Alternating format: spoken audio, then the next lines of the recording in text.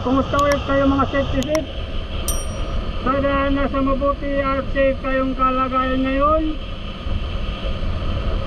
Napanood nyo rin ba sa balita yung tungkol sa police down na itinulak yung rider kaya sumimplang?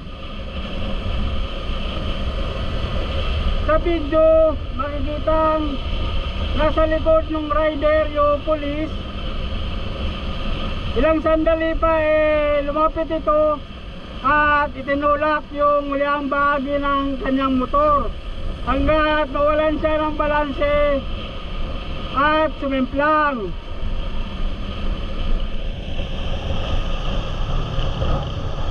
Sabi sa report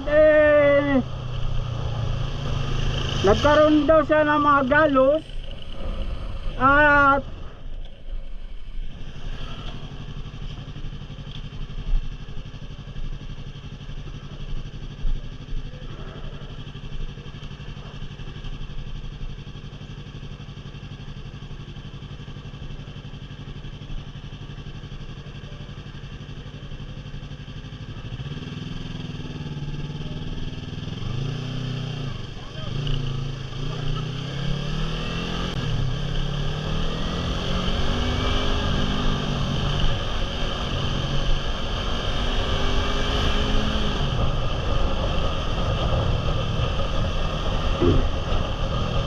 ayon sa report agad daw itong nag-report sa HPG tungkol dun sa nangyaring aksidente.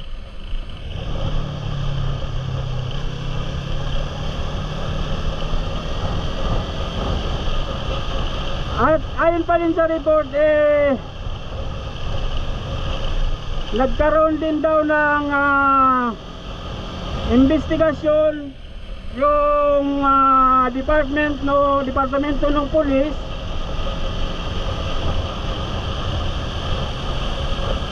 tungkol dun sa nangyaring aksidente. Kaya pinatawag daw ng Napolcom yung dalawa para magharap. At ayon sa Napolcom director may na daw yung parusa na ibinigay doon sa pulis na parang slight physical injury lang. Ang dapat daw frustrated murder.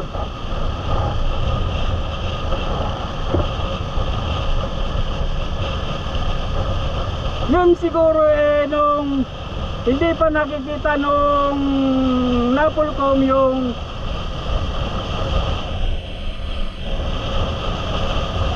kabuuang video. Kung mapapanood nyo yung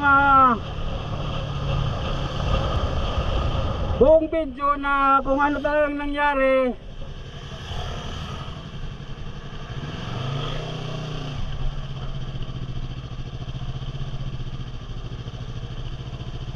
ayan, daming checkpoint.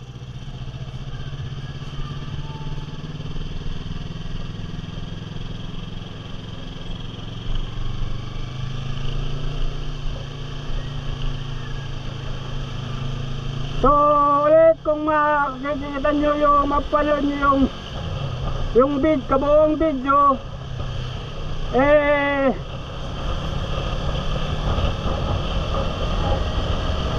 sumusunod yung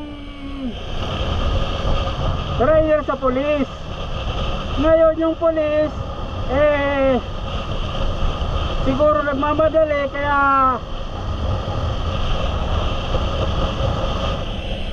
kung kaya niya makasingit ay sumisingit.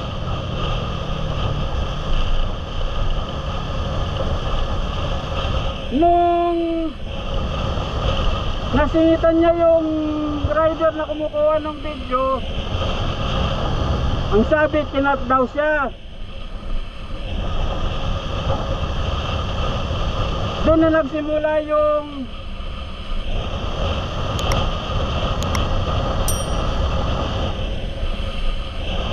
yung pagsasalita niya yung sa pulis. So ito namang pulis pilit nang umiiwas para wala na sigurong gulo. Kaya lang ito namang rider pilit pang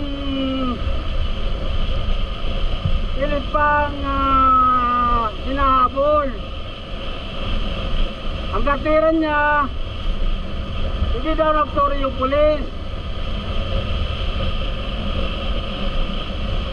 Sa puntong yun, tama naman siya. Hindi nakapag-sorry yung pulis kasi siguro makakamadali, hindi na naisip ng pulis yun. Pero ito naman yung rider, pilit pa rin itong sinusundan.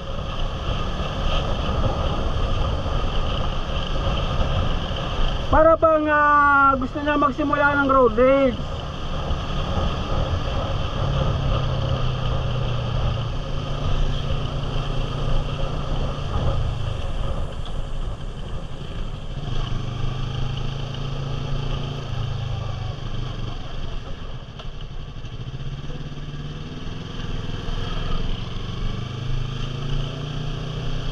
Siguro sa inis nitong pulis, nung maka-overtake na sa kanya yung rider,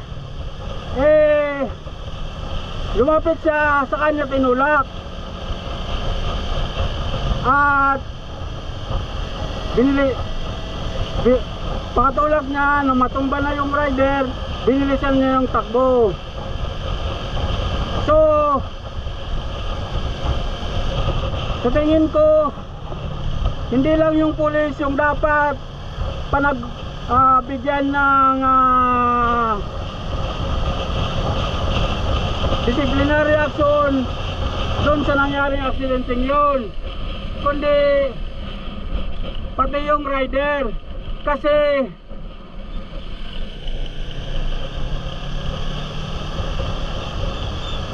siya yung nagtulak sa pulis para magawa niya yung bagay na yun. Kasi nga umiiwas na yung pulis, pilit pa rin hinabol nitong rider. Kung hindi sana hinabol nitong rider, hindi magkakaganon, hindi siya magkakaganon.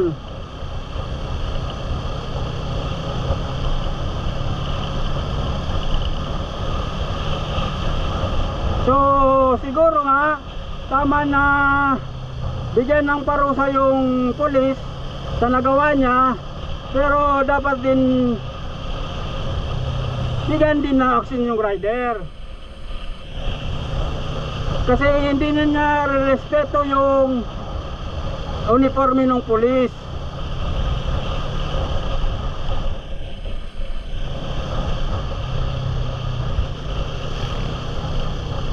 So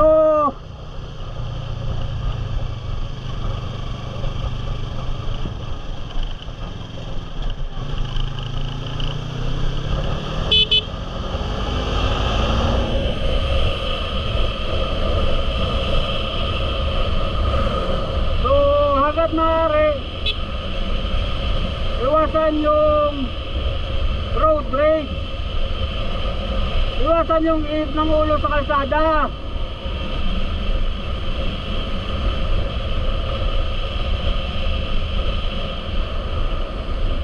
Mga pagkakataong yun, wala namang nangyaring masama, mag-sorry man sa hindi, at least wala aksidente. Hayaan mo na, palampasin mo na lang. Hindi yung talagang hahanapin mo pa talaga yung gulo. Yun na nga, ganun yung nangyari. So karma ngayon dun sa rider.